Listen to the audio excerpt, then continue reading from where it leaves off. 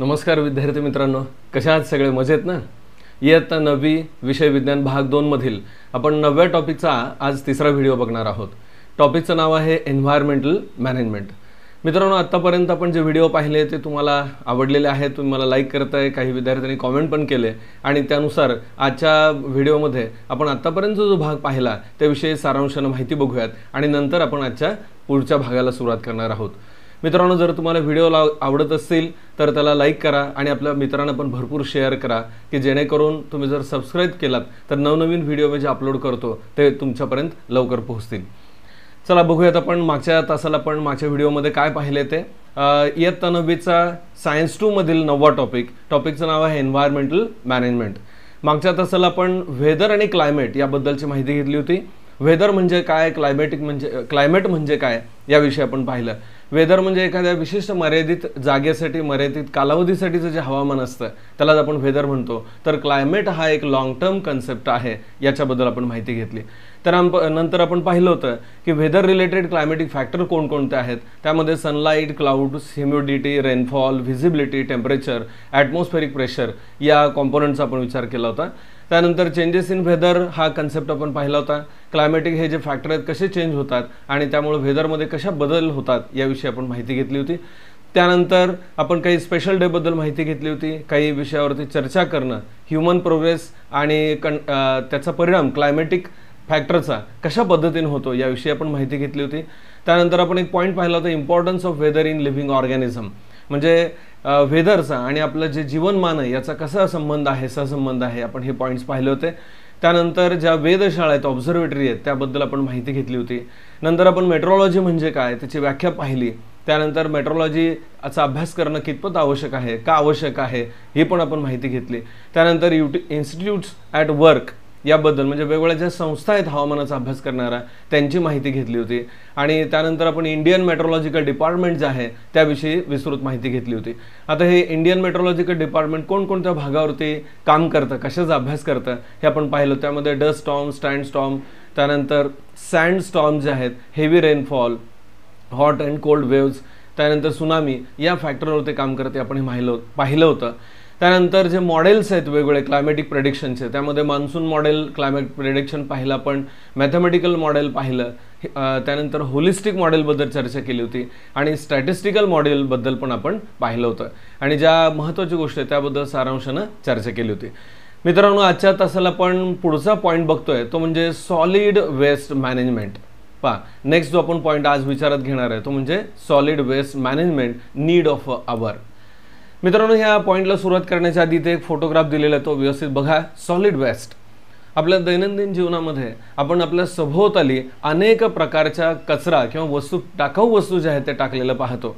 आता याच्यामध्ये नेमका कोणकोणत्या गोष्टींचा समावेश असतो आपल्या लक्षात येईल डायग्राम पाहिल्यानंतर. यामध्ये जे कोल्ड्रिंक्स वगैरे आपण घेतो त्याचे प्लॅस्टिकचे किंवा मेटलचे कॅन असतात. त्यानंतर काचेच्या बाटल्या ज्या आहेत फुटलेल्या त्या बाटल्यांचा समावेश असतो. त्याशिवाय कागदाचे बोळे किंवा इतर प्लॅस्टिकच्या पाण्याच्या बॉटल किंवा इतर जे आपण वेफर्स वगैरे खातो किंवा इतर खाद्यपदार्थ खातो त्यांचे रॅपर्स असेल, असे एकूण सर्व गोष्टींचा समावेश की जे टाकाऊ वस्तू आपण टाकतो पण ज्याचं विघटन होत नाही, हे सगळं जे आहे ते सॉलिड वेस्ट आहे. लक्षात येते?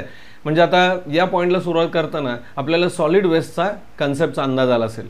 सुरुवातीला काही प्रश्न विचारलेत पहा. What is mean bye pollution? मित्रांनो, आपण पोल्युशनचा अभ्यास फार पूर्वीपासून करतो, आपल्याला माहिती आहे त्याबद्दल. एखाद्या ठिकाणी नको तो पदार्थ नको तितक्या प्रमाणामध्ये म्हणजे अतिरेकी प्रमाणामध्ये असणं आणि पर्यावरणाला हानी पोहोचणं म्हणजे pollution. So any object or any material which is present in a excess amount at a unwanted place or we can say in a place the material is present in excess amount that is called as a pollution. एखादा वायू असेल किंवा कुठलाही chemical असेल, पदार्थ असेल, जर प्रमाणापेक्षा जास्त क्वांटिटीमध्ये एखाद्या ठिकाणी असेल तर त्याला आपण पोल्युशन असं म्हणतो. त्यानुसार त्याचे आपण प्रकार पण आता आपण पाहिलेले आहेत. हवेचं पोल्युशन असेल, वॉटर पोल्युशन असेल, साऊंड पोल्युशन, असे टाईप्स आपण पाहिलेले आहेत. In which different ways do our surrounding get polluted. आपल्या पर्यावरणाचं जे पोल्युशन आहे कशा पद्धतीने होतं वातावरणाचं याचीही माहिती आपल्याला आहे. सांगता येईल आपल्याला की आपण जे गाड्या वापरतो किंवा इंडस्ट्रीमध्ये वेगवेगळ्या प्रकारची इंधनं वापरतो, या प्रत्येक मध्ये जे फ्युएलचं कंबशन होतं आहे त्यामधून मोठ्या प्रमाणावर गॅसेस बाहेर पडतात, काही केमिकल्स उत्सर्जित केले जातात. हे पाण्यात, हवेत, मातीत मिसळून त्या प्रकारचं पोल्युशन होत असतं. ठीक आहे. त्यानंतर आपल्याला इथं एक ट्राय दिस म्हणून एक्सपेरिमेंट करायला सांगितलं आहे. पहा, जे आत्ता आपण चर्चा केली तोच भाग आहे. याच्यामध्ये आपण जो गार्बेज रोजच्या ह्याच्यामध्ये वर्गामध्ये पाहतो, कचऱ्याची डब्बा जो आहे, डस्टबिन आहे त्याच्यामध्ये, तर त्यात काय काय आपल्याला आढळतं, जे आता आपण चर्चा केली ते सर्व पदार्थ. त्यामध्ये कागदाचे बोळे असतील किंवा इतर प्लॅस्टिकच्या बॉटल असतील, आपण पेन्सिलला शार्प केलं असेल त्याचा डस्ट असेल, तर अशा अनेक प्रकारचे पदार्थ आपल्याला बघायला मिळतात. Observe the garbage collected in the dustbin your classroom and make a list of the various materials in its. सध्या मित्रांनो आपल्याला माहीत आहे की कोविड-19च्या दुष्प्रभावामुळे आपली शाळा भरत नाही आहे, आपण घरी आहोत आणि त्यामुळे हे करणं शक्य नाही आहे. परंतु आपल्या घरामध्ये जरी आपण विचार केला तर कचऱ्यामध्ये कोणकोणत्या वस्तू आढळतात किंवा असतात याच्याबद्दल आपल्याला कल्पना आहे. Can we do the same with the garbage generated in our house? Think about it. आपल्या घरचा जरी कचऱ्याचा आपण विचार केला तर ज्या गोष्टी आढळतात त्या प्रत्येक ठिकाणी आहेत. आता या सॉलिड वेस्टचा आपण अभ्यास करणं का आवश्यक आहे हे तुम्हाला पुढचे फोटो पाहिल्यानंतर लक्षात येईल. इथे 2 फोटोग्राफ्स दिलेले आहेत, पहा, ऑब्झर्व अँड डिस्कस. मित्रांनो, हा पहिला फोटोग्राफ आहे ए आणि हा दुसरा आहे. या दोन्हीमध्ये काय फरक आढळतो पहा. तर पहिला जो फोटोग्राफ आहे या ठिकाणी या बाजूचा जो असणारा फुटपाथ आहे याच्यावरती भरपूर प्रमाणामध्ये कचरा आहे आपल्याला दिसतंय, आणि दुसरा फोटोग्राफ जो आहे त्यामध्ये अतिशय परिसर जो आहे तो स्वच्छ आहे. सहज जरी विचार केला तर आपल्याला कोणत्या परिसरामध्ये फिरायला किंवा राहायला आवडेल तर तुम्ही नक्कीच बी म्हणून सांगाल. याचा अर्थ आपल्या प्रत्येकाचं हे कर्तव्य आहे की आपला परिसर स्वच्छ ठेवला पाहिजे. आणि मित्रांनो, एक लक्षात घ्या की हा जो सॉलिड वेस्ट आहे किंवा घन कचरा आहे त्याचा वाढत्या प्रमाणामुळे आपल्याला पोल्युशन किंवा प्रदूषणाचे परिणाम होत आहेत. अनेक प्रदूषणाला आपल्याला सामोरं जावं लागत आहे. So what is difference between what we see in the two pictures along 9.2A and B? आता मी तुम्हाला बोललो या 2 फोटोग्राफमध्ये काय फरक दिसतंय. तर पहिल्या फोटोग्राफमध्ये खूप मोठ्या प्रमाणात सॉलिड वेस्ट आपल्याला दिसतंय, तर सेकंडमध्ये अतिशय स्वच्छ असा परिसर दिसतोय. So what should we do permanently maintain the conditions in picture be? कायमस्वरूपी आपले परिसर असा स्वच्छ ठेवण्यासाठी आपण काय करायला पाहिजे, तर आपल्या प्रत्येकानं ही काळजी घ्यायला पाहिजे स्वच्छतेबाबतची. Okay. Many waste materials generated through the various daily human activities. आपल्या रोजच्या ज्या दैनंदिन ॲक्टिव्हिटी आहेत त्याच्यामध्ये खूप मोठ्या प्रमाणामध्ये आपण टाकाऊ वस्तू म्हणून काही टाकतो आणि या टाकाऊ वस्तूचं रूपांतर सॉलिड वेस्टमध्ये होतं आहे, and this is called as a solid waste. हे जे वेस्ट मटेरियल आहेत हे प्रॉपर जर डिस्पोज ऑफ आपण केले तर आपल्याला याचं महत्त्व लक्षात येऊ शकतं. म्हणजे हा सॉलिड वेस्ट जो आहे तो आपण टाकाऊ म्हणून टाकतोय, पण खरं तर त्याचा उपयोग करून आपण इंधनसुद्धा बनवू शकतो किंवा एनर्जी जनरेट करू शकतो.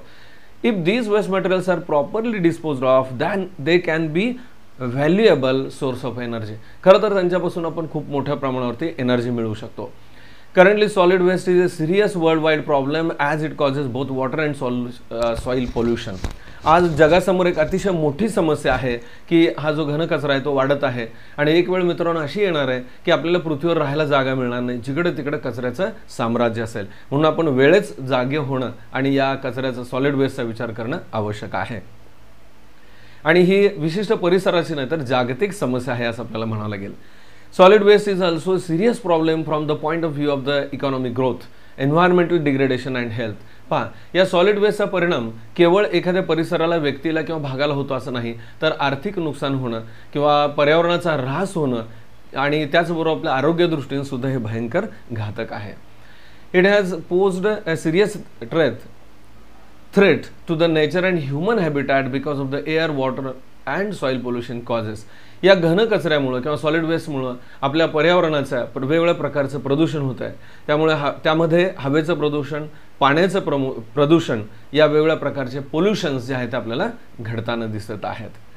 त्यानंतर काही माहितीसाठी आपल्याला एक्स्ट्रा इथं बॉक्स दिलेला आहे. Garbage production per day. आपण असं म्हणतो की फार काही आपल्याकडे कचरा तयार होत नाही, पण जेव्हा आपण असा मोठ्या स्तरावरती किंवा मोठ्या प्रमाणावर विचार करतो, मेट्रोपॉलिटन सिटीजचा विचार करतो, तर अतिशय मोठ्या प्रमाणावरती कचरा जमा झालेला दिसतो. सारांशाने आपण बघूयात. Solid waste generated in the main metro cities of the state approximately as follows. आपल्या महाराष्ट्राचा जर विचार केला तर यातले जे मोठी शहरं आहेत त्यांचा विशेषतः इथं माहिती दिलेली आहे. पहा, अगदी मुंबईचा विचार केला तर 5000 टन्स हा दर दिवशी जमा होणारा कचरा आहे. पहा, solid waste generated in the main metropolitan cities of the state is approximately as follows. Mumbai 5000 tons, दर दिवसाला 5000 टन इतका कचरा जमा होतोय. पुण्याचा जर विचार केला तर 1700 टन्स म्हणजे 1700 टन इतका कचरा आहे, तर नागपूरमध्ये 900 टन इतका कचरा जमा होतोय. मित्रांनो, 1 टन ज्या वेळेला आपण म्हणतो त्याचा अर्थ होतो 1000 किलो. आता इथं आपण 5000 टन म्हणतोय, म्हणजे किती मोठ्या प्रमाणावर हा कचरा जमा होतोय. म्हणून ही समस्या गंभीर आहे, आपलं लक्षात घ्यायला पाहिजे आणि यासाठी आपण दक्ष राहून ह्याच्यावरती कार्य करायला पाहिजे. On 26 July 2005 serious flood climate had been arisen in Mumbai. आपल्याला माहीत असेल, आठवत असेल, 26 जुलै 2005 मध्ये मुंबईमध्ये खूप मोठा पूर आला होता किंवा पाणी जमा झालं होतं आणि त्याचं मुख्य कारण होतं की कचऱ्याचं व्यवस्थापन प्रॉपर नाही आहे. Improper solid waste management was one of the main reason behind the calamity. आणि ही जी मोठी आपत्ती आली त्याचं मुख्य कारण या घन कचऱ्याचं व्यवस्थापन प्रॉपर नाही असं आहे. Thus we see that the accumulation of the solid waste can lead to the various calamities. म्हणजे हा कचरा साठत जाणं हे खूप मोठे गंभीर समस्येचे कारण असू शकतं. त्यानंतर आपल्याला एक सर्वे करायला सांगितलं आपल्या परिसराचा आणि वेगवेगळ्या प्रकारचं गार्बेज कुठलं तयार होतंय, त्यामध्ये डिग्रेडेबल आणि नॉन डिग्रेडेबल वेस्ट कुठल्या प्रकारचं याचा सर्वे सांगितलाय. मित्रांनो, मी आत्ताच तुम्हाला बोललो की कोविड-19चा दुष्प्रभाव असल्यामुळे सध्या आपण परिसरामध्ये मग जाऊन फिरून आपण हे बघू शकणार नाही, पण जेव्हा सर्व परिस्थिती बदलेल आणि व्यवस्थित होईल त्यावेळेला तुम्ही हा सर्वे करू शकताय. ठीक आहे. त्यानंतर what is mean by solid waste. Solid waste म्हणजे काय, तर मित्रांनो आपण आत्ताच चर्चा केली की अनेक प्रकारचे ज्या टाकाऊ वस्तू आहेत आपल्या रोजच्या दैनंदिन वापरामधून आपण फेकून देतो ते सगळे सॉलिड वेस्ट आहेत. त्यामध्ये पेपर असेल, मेटल पीसेस असतील, प्लास्टिक असेल किंवा काचेचे तुकडे असतील, या सर्वांचा समावेश होतो. आता या what are the different things included in solid waste. आपण आत्ताच बोललो की याच्यामध्ये अनेक प्रकारच्या वस्तू आहेत, प्लास्टिक असेल, मेटल असेल, काच असेल, या सगळ्यांचा समावेश होतो. आता हे जे वस्तू आहेत ह्या सर्वच खरंच फेकून देण्यासारखे आहेत का रिसायकल करू शकतो आपण, याचाही विचार करू शकतो. We make use of the many materials and articles in our daily life. आता या वस्तूंचा आपण पुनर्वापर करणं शक्य आहे. They are of different kinds. Some of them are reusable but others have be discarded. त्यातल्या काही वस्तू अशा आहेत की आपण पुनर्वापरात आणू शकतो, तर काही वस्तू मात्र वापरात आणता येत नाही, ते आपल्याला फेकूनच द्याव्या लागतात. However, if they are not properly disposed of, it affects the environment adversely. जर समजा या वस्तूंची आपण योग्यपणे विल्हेवाट लावली नाही तर त्यांचे ढीग साठायला लागतील आणि नक्कीच त्या पर्यावरणाला हानी पोहोचवतील. त्यानंतर make a list and discuss. आपल्याला एक यादी करायला सांगितली आहे, ह्यांनी चार्ट दिला, त्याच्या आधारे आपल्याला हे काम करायचं आहे आणि त्याप्रमाणे आपल्याला माहिती जमा करायची आहे. नेमकं याच्यामध्ये काय दिलं पहा, क्लासिफिकेशन. या सॉलिड वेस्टमध्ये कोणकोणते घटक असतात ते ह्या बाजूला दिलेले आहेत आणि त्याचे जे सोर्सेस आहेत, कोणत्या ठिकाणी हे सॉलिड वेस्ट निर्माण होतं याच्याबद्दलची माहिती दिली आहे. पहा, डोमेस्टिक वेस्ट. डोमेस्टिक वेस्ट म्हणजे आपल्या दैनंदिन जीवनामध्ये ज्या अनेक प्रकारचे आपण वस्तू फेकून देतो घरामध्ये, विशेषतः त्याला आपण डोमेस्टिक वेस्ट म्हणतो. आता ह्याचे सोर्सेस काय असतात हे डोमेस्टिक वेस्टमध्ये? घरी निर्माण होणारा कचरा जो आहे त्यात कोणत्या गोष्टी आहेत? त्यामध्ये वेस्ट फूड असेल, जे उरलेलं अन्न असेल, शिल्लक राहिलेलं अन्न, पेपर आहे, प्लास्टिक पेपर आहेत, plastic bag, vegetable waste, fruit skins, glass and sheet metals articles. आपल्याला माहित आहे की आपण जे अन्नपदार्थ खातो उरलेले, किंवा कागद असेल, प्लास्टिक पिशव्या असतील, प्लास्टिकच्या बॅग असतील, फळं भाज्या आपण जे खातो ते भाज्या सोललेल्या साली असतील, फळांची टरफल असतील, काच असेल किंवा मेटलचे तुकडे असतील, या सगळ्यांचा याच्यामध्ये समावेश होतो. त्याचबरोबर इंडस्ट्रियल वेस्ट आहे, कारखान्यांमधून बाहेर पडणार, त्यामध्ये केमिकल्स आहेत, पिगमेंट्स आहेत, स्लज, ॲश, मेटल्स म्हणजे रसायन असतील किंवा रंगद्रव्य असतील किंवा राख असेल, गाळ असेल, कचरा असेल, काही धातूंचे तुकडे यांचा समावेश होतो. त्यानंतर हॅझार्डस वेस्ट, जे अतिशय घातक किंवा अपायकारक असणारे वेस्ट कोणते आहेत बघा. त्यामध्ये खास करून आपल्याला केमिकलचा उल्लेख करावा लागेल. Chemical generated in various industries. वेगवेगळ्या कारखान्यांमधून जे केमिकल बाहेर पडतात ते खूप घातक आहेत. त्याशिवाय रेडिओ ॲक्टिव्ह मटेरियल्स आहेत, त्यानंतर काही एक्सप्लोजिव्ह मटेरियल आहेत, त्यानंतर इन्फेक्शियस मटेरियल. हॉस्पिटलमधून जे वेस्ट बाहेर पडतात त्यामध्ये पॅथोजन असू शकतात किंवा ऑर्गॅनिक मटेरियल असल्यामुळं ते खूप घातक किंवा हानिकारक आहेत असं म्हणावं लागेल. त्यानंतर फार्म और गार्डन वेस्ट, शेतामधून किंवा बागेमध्ये जो वेस्ट निर्माण होतो त्याच्याबद्दल. आता नेमकं शेतामध्ये किंवा गार्डनमधील काय वेस्ट असणार आहे, तर लिव्स, जे झाडाचा पालापाचोळा पडलेला असेल ते असेल. त्यानंतर फ्लॉवर्स आहेत, ब्रांचेस ऑफ ट्रीज, फांद्या झाडांच्या, crop residues like the straw, पिकांचं जे काही धसकट म्हणतो आपण पडलेलं असेल ते असेल. ॲनिमल युरिन, त्यानंतर डंग आहे, पेस्टिसाइड्स आहेत, remains of the various chemicals and fertilisers, जे आपण शेताला खतं देतो, पेस्टिसाइड, फंगिसाइड, विडीसाइड, वेगवेगळ्या प्रकारची कीटकनाशकं, जंतुनाशकं, तणनाशकं वापरतो, हे सगळे केमिकल जे आहेत ते घातक असणार आहेत. त्यानंतर इलेक्ट्रॉनिक वेस्ट. मित्रांनो, आपण रोजच्या करमणुकीसाठी वेगवेगळ्या प्रकारची साधनं वापरतो, त्यामध्ये TV असेल, मोबाईल असेल, रेडिओ असेल, तर या सगळ्या सिस्टीम ज्यावेळेला खराब होतील, डॅमेज होतील आणि ते आपण फेकून देतो, त्या कचरा जो आहे तो परत सॉलिड वेस्टमध्ये त्याचा समावेश होतो. इलेक्ट्रॉनिक वेस्टमध्ये काय काय येतं बघा. नॉन फंक्शनल TV सेट्स, त्यामध्ये बंद पडलेली TV असतील किंवा सेलफोन्स असतील, सध्या आपण मोबाईलचा खूप वापर करतोय आणि यामध्ये खराब होणारे पार्ट्स, आपण बॅटरी असेल, डिस्प्ले असेल, हे आपण फेकतो. त्यानंतर म्युझिक सिस्टीम आहेत, कॉम्प्युटर्स आहेत आणि त्या वेगवेगळ्या साधनांचे जे स्पेअर पार्ट्स असतील त्यांचा समावेश होतो. त्यानंतर बायोमेडिकल वेस्ट, दवाखान्यामधून जे काही वेस्ट बाहेर पडतं त्यामध्ये बँडेजेस असतील, ड्रेसिंग असतील, ऑपरेशन केल्यानंतर काही अवयव काढलेले असतील, तर या सगळ्यांचा समावेश याच्यामध्ये होतो. पहा, बँडेजेस, ड्रेसिंग मटेरियल असेल, त्यानंतर वापरलेले ग्लोव्ज असतील, निडल्स असतील, सलाईनच्या रिकामे झालेल्या बॉटल्स असतील किंवा मेडिसिन असतील, मेडिसिनच्या वापरलेल्या बॉटल्स असतील रिकामे झालेल्या, त्याशिवाय टेस्ट ट्यूब किंवा बॉडी पार्ट्स असेल किंवा खराब झालेलं ऑपरेशनच्या वेळेला बाहेर पडलेलं ब्लड असेल फ्रॉम क्लिनिक्स, त्याचबरोबर क्लिनिकमधून, हॉस्पिटल्समधून, ब्लड बँक्समधून किंवा वेगवेगळ्या ज्या पॅथोजन लॅबोरेटरीज आहेत या लॅबमधून बाहेर पडलेले किंवा जे वेस्ट मटेरियल असेल या सर्वांचा समावेश या बायोमेडिकल वेस्टमध्ये होतो. त्यानंतर अर्बन वेस्ट, शहरी जो कचरा आहे त्यामध्ये कशा समावेश बघा. साधारणतः waste generated through the household industries and the large commercial and industrial establishment, याच्यामध्ये ज्या मोठमोठे कारखाने असतील शहरामध्ये अस्तित्वात किंवा इंडस्ट्री ज्याला आपण म्हणतो त्यांचा समावेश असतो. आता ह्याच्यात काय काय असणार नेमकं, परत तेच कॅरी बॅग्स असतील, ग्लास मटेरियल असेल, मेटल पीसेस, त्यानंतर अँड रॉड्स म्हणजे धातूचे तुकडे असतील किंवा सळ्या असतील, धागे असतील, rubber, paper, cans from the shops, वेगवेगळ्या प्रकारचे प्लास्टिकचे किंवा मेटलचे जे डबे असतील, कंटेनर असतील, ते vegetable meat markets, then construction waste. बऱ्याच वेळेला जे काही मार्केट असेल, व्हेजिटेबल मार्केट असेल किंवा मीट मार्केट असेल, मांस जिथं विकलं जातं त्यातले काही वेस्ट असेल तर ते सुद्धा या कचऱ्यामध्ये समाविष्ट होतात. बऱ्याच वेळेला बांधकामामध्ये, कन्स्ट्रक्शनमध्ये जे वेस्ट मटेरियल पडतं ते सुद्धा या अर्बन वेस्टमध्ये आहे. त्यानंतर radioactive waste. Radioactive वेस्टमध्ये रेडिओ ॲक्टिव्ह मटेरियलचा समावेश होतो. त्यामध्ये स्ट्रॉन्सियम 10, त्यानंतर cerium 141, barium 140 and heavy water म्हणजे जड ज्याला पाणी असं म्हणतो. या वेगवेगळ्या रेडिओ ॲक्टिव्ह पदार्थ जे आहेत, जे कारखान्यांमधून किंवा इंडस्ट्रीमधून, पॉवर जनरेटर स्टेशन्समधून बाहेर पडतात, त्यांचा या सॉलिड वेस्टमध्ये समावेश होतो. Generated from the atomic energy plants. मित्रांनो, मागच्या टॉपिकमध्ये याचा आपण अभ्यास केलेला आहे की जे वेगवेगळे एनर्जी जनरेशन प्लांट्स आहेत त्याच्यामध्ये न्यूक्लिअर पॉवर प्लांट्समध्ये हे वेस्ट निर्माण होतात. Uranium mines, atomic research centre, बऱ्याच वेळेला जे खाणकाम उद्योग चालतो तिथं सुद्धा हे वेस्ट बाहेर पडतात किंवा ॲटॉमिक रिसर्च सेंटर जे आहेत त्या ठिकाणी न्यूक्लिअर वेपन्स टेस्टिंग जिथं केलं जातं त्या ठिकाणी सुद्धा हे वेस्ट निर्माण होतात. आणि आणखीन एक पॉईंट आहे मायनिंग वेस्ट, जिथं प्रॉपरली खाणकाम चालतं तिथेही काही वेस्ट निर्माण होतात. त्यामध्ये कशा समावेश बघा. Remains of the heavy metals like lead, arsenic, cadmium etcetera. याच्यामध्ये हेवी मेटल जे आहेत, विशेषतः लेड, आर्सेनिक आणि कॅडमिनियम यांचा समावेश असतो आणि हे सर्व वेस्ट जे आहे ते मायनिंग ॲक्टिव्हिटीमधून बाहेर पडतात. त्यानंतर आपल्याला विचार करायचा आहे, into which 2 categories can this waste material in the list above can be classified. आतापर्यंत जे आपण जे वेगवेगळ्या प्रकारचे वेस्ट मटेरियल बघितलेले आहेत या वेस्टचा आपण कशा पद्धतीने गट करू शकतो किंवा वर्गीकरण करू शकतो. तर त्यामध्ये 2 आपल्याला कॅटेगरी करता येतात मित्रांनो, आणि त्या 2 कॅटेगरी म्हणजे एक आहे बायोडिग्रेडेबल वेस्ट आणि दुसरं नॉन बायोडिग्रेडेबल वेस्ट.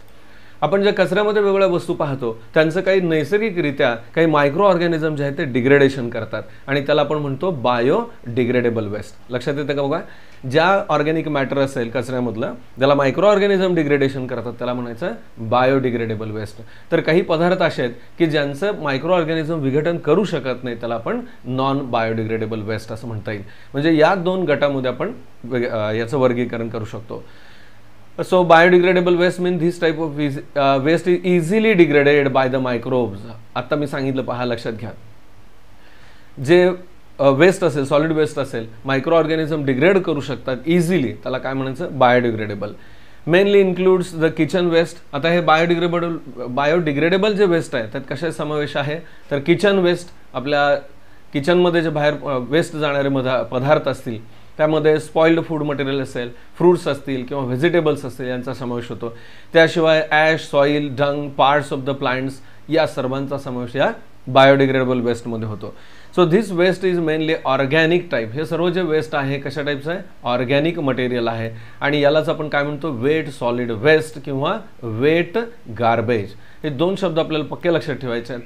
हे ओला कचरा आणि सुका कचरा ही दोन नावं तुम्ही ऐकली असतील. म्हणजे या बायोडिग्रेडेबल वेस्टमध्ये दोन प्रकार येतात परत, वेट सॉलिड वेस्ट ओला कचरा आणि नंतर दुसरा जो प्रकार आहे तो dry solid waste. Okay, so wet solid वेस्टमध्ये कशाचं मटेरियल, कोणत्या कोणत्या मटेरियलचा समावेश आहे आता आपण सांगितलं की जे ऑर्गॅनिक मॅटर आहे.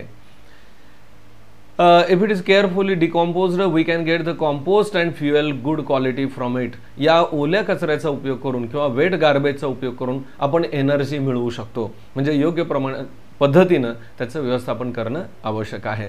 So such biofuel projects have been started in many cities. बऱ्याच शहरांमध्ये या प्रकारचे इंधन निर्मितीचे जे स्ट्रक्चर आहेत किंवा प्रोजेक्ट्स आहेत ते सुरू करण्यात आलेले आहेत. त्यानंतर आता सांगितल्याप्रमाणे नॉन बायोडिग्रेडेबल वेस्ट बघा. आता जे वेस्ट आहेत सॉलिड वेस्टमधले की जे डिग्रेडेशन मायक्रो ऑर्गॅनिझम करत नाहीत, काही खास पद्धती वापरून प्रक्रिया करून त्यांचं आपण डिग्रेडेशन करू शकतो किंवा खूप मोठा कालावधी त्यांच्या डिग्रेडेशनसाठी लागतो, त्याला नॉन बायोडिग्रेडेबल म्हणायचं. This type of waste not easily degradable or degraded. हे जे वेस्ट आहेत हे सहजासहजी डिग्रेड होत नाहीत, म्हणजे त्यांचं कुजण्याची जी प्रक्रिया घडत नाही.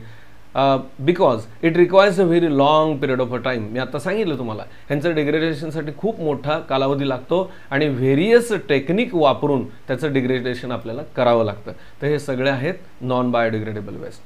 It includes plastic, metal and other similar material. याच्यामध्ये कसे समावेश आहे तर प्लास्टिक्स आहेत, त्यानंतर मेटल्स आहेत आणि याच्यासारखेच काही पदार्थ आहेत. या प्रकारचे जे वेस्ट आहे त्यालाच आपण काय म्हणतो, dry waste or dry solid waste or the dry garbage. सुका कचरा किंवा सुक्या प्रकारचं जे ड्राय वेस्ट आहे असं आपण त्याला नाव देतो. त्यानंतर why is it necessary to recycle non degradable waste असा प्रश्न विचारला आहे. या नॉन डिग्रेडेबल जे वेस्ट आहे ह्याचं रिसायकलिंग करणं का आवश्यक आहे. आत्ता सांगितलं हा जो कचरा आहे तो लवकर डिग्रेड होत नाही, खूप मोठा कालावधी लागतो आणि जर हा साठत गेला तर त्याचे प्रमाण इतकं वाढेल की पृथ्वीवरची खूप मोठी जागा ॲक्वायर केली जाईल आणि जे पर्यावरणाला हानी पोहोचेल किंवा आपल्याला अपायकारक आहेत. Which materials are included in solid dry waste. आता आपण सांगितलं की ह्या सॉलिड ड्राय वेस्टमध्ये नेमके कोणकोणत्या पदार्थांचा समावेश आहे. त्यामध्ये प्लास्टिक आहे, मेटल आहे, थर्माकोल आहे. या पद्धतीने आपण त्याचे एक्झाम्पल देऊ शकतो. त्यानंतर आपल्याला make a list of various waste materials and articles in your area and prepare a chart. आपल्याला एक काम सांगितलंय. खरं तर हे काम आपण आपल्या वेळेनं करू शकतोय. पहा, एक एक्झाम्पल इथे दिले कशा पद्धतीने चार्ट बनवायचं आहे ते. यामध्ये प्लास्टिक मटेरियल जे आहेत ते वेगवेगळे आपण घेऊ शकतो. सुरुवातीच्या कॉलममध्ये त्यामध्ये प्लास्टिक बॉटल विचार केला तर हे डिग्रेडेबल आहे का, ऑर्गॅनिक आहे का, तर नो. त्यानंतर नॉन डिग्रेडेबल इनऑर्गॅनिक मटेरियल आहे का, यस. आणि याचं रिसायकलिंग शक्य आहे का, यस आपण करू शकतो. रियूज आपण करू शकतो. आणि टॉक्झिक आहे तर यस. या पद्धतीने वेगवेगळे ऑब्जेक्ट विचारात घेऊन त्यानुसार आपल्याला त्याचं वर्गीकरण करायचं आहे. सध्याचा जर विचार केला तर इलेक्ट्रॉनिक डिव्हायसेस जे आहेत आपण वापरतो, विशेषतः मोबाईल, आणि याचा वापर वाढत चाललेला आहे आणि तो बंद पडल्यानंतर किंवा खराब झाल्यानंतर आपण फेकून देतो आणि त्यामुळे त्याचा वेस्टमध्ये किंवा सॉलिड वेस्टमध्ये जास्त समावेश आहे. Nowadays an electronic device, the cell phone, is a very popular. From a mobile shop near your house, find out how they dispose of the old and broken down cell phones. सहज सर्वे करायचा आहे की ज्यामध्ये आपल्याला दुकानदार जे आहेत हे सेलफोन खराब झाल्यानंतर त्या पार्टचं नेमकं टाकून देण्यासाठी किंवा व्यवस्थापन काय करता येते दृष्टीने. त्यानंतर आणखीन इथं फ्लोचार्ट दिला पहा, harmful effects of the solid waste. वेगवेगळ्या प्रकारचे सॉलिड वेस्ट कोणते आहेत त्याचं आपण आतापर्यंत डिस्कशन केलंय. आता याचे हार्म्स किंवा अपाय काय आहेत त्याबद्दल आपण या पार्टमध्ये जो फ्लोचार्ट दिला माहिती बघणार आहे. Harmful effects of solid waste पहा. Bad odour of waste. हे जे वेस्ट जमा झाले अतिशय याला घाण वास किंवा दुर्गंध येत आहे. त्यानंतर टॉक्झिक गॅसेस याच्यामधून बाहेर पडतात. Degradation of the natural beauty, जे नैसर्गिक सौंदर्य आहे परिसराचं ते नष्ट होतं. त्यानंतर एअर पोल्युशन घडतं आहे, वॉटर पोल्युशन होतं आहे, सॉईल पोल्युशन याच्यामधून घडून येतं, स्प्रेडिंग ऑफ डिसीजेस, आजार पसरतात आणि सगळ्यात महत्त्वाचं इफेक्ट ऑन बायोडायव्हर्सिटी. पृथ्वीवरती जी जैवविविधता आहे त्याला याच्यामुळं हानी पोहोचते. तर अशा पद्धतीनं वेगवेगळ्या प्रकारचे जे सॉलिड वेस्ट आहेत त्यांची बद्दलची आपण माहिती घेतली. त्यानंतर ICTचा वापर करून आपल्याला काही प्रोजेक्ट करण्यासाठी सांगितलेलं आहे. तुम्ही त्याप्रमाणे नक्की पूर्ण कराल. तरी मित्रांनो, आपण आजच्या तासाला जे पॉईंट्स बघितलेत, काय काय अभ्यास केला किंवा चर्चा केली, आपण सारांशानं बघूयात. आजच्या तासाला आपण सॉलिड वेस्ट मॅनेजमेंटबद्दल, नीड ऑफ द आवर याबद्दल माहिती घेतली. सॉलिड वेस्ट म्हणजे काय, त्यामध्ये कशा कशा समावेश होतो हे आपण चार्टमध्ये पाहिलं. त्यानंतर हे 2 फोटोग्राफवरती आपण डिस्कशन केलं. परिसर घाण असेल तर काय परिस्थिती आणि स्वच्छ असेल तर आपलं फिलिंग काय होतं आणि आपण याची जाणीव ठेवून कशा पद्धतीने वागलं पाहिजे याविषयी चर्चा केली. त्यानंतर garbage production per day metropolitan सिटीजमध्ये कशा प्रकारचं आहे त्याविषयी माहिती घेतली. काही प्रश्न विचारलेत, सॉलिड वेस्ट म्हणजे काय, त्यानंतर कोणकोणत्या घटकांचा समावेश होतो याची आपण चर्चा केली. त्यानंतर हा आपण चार्ट पाहिला, क्लासिफिकेशन बघितलं, वेगवेगळ्या प्रकारचे जे वेस्ट आहेत ते कोणते आणि त्यांचे सोर्सेस काय याबद्दल माहिती घेतली. त्यानंतर आपण शेवटी बायोडिग्रेडेबल वेस्ट आणि नॉन बायोडिग्रेडेबल वेस्ट म्हणजे काय हे आपण पाहिलं, त्याचे एक्झाम्पल्स विचारात घेतले आणि शेवटी तुम्हाला सांगितलं की हे मटेरियल जे आहेत ह्या कुठल्या टाईपच्या कॅटेगरीमध्ये येतात त्याचं चार्ट बनवायचं आहे. आणि शेवटचा पॉईंट आपण बघितला, harmful waste effects of the solid waste. हे दुष्परिणाम जे आहेत सॉलिड वेस्टचे कोणत्या प्रकारचे आहेत त्याचा एक फ्लो चार्ट आपण पाहिला. मला वाटतं मित्रांनो की हा व्हिडिओ तुम्हाला नक्की आवडला असेल. कंटेंट या टॉपिकमध्ये जास्त आहे. हा टॉपिक अतिशय महत्त्वाचा आहे कारण पर्यावरणाशी आणि आपल्या आरोग्याशी रिलेटेड आहे, त्यामुळे आपण याची माहिती बघणं गरजेचं आहे. व्हिडिओ आवडला असेल तर नक्की लाईक करा आणि सगळ्यात महत्त्वाचं म्हणजे सबस्क्राईब करा चॅनल, की जेणेकरून तुम्हाला नवीन व्हिडिओ मी जेव्हा अपलोड करतो त्यावेळेला पटकन पाहायला मिळतील. धन्यवाद.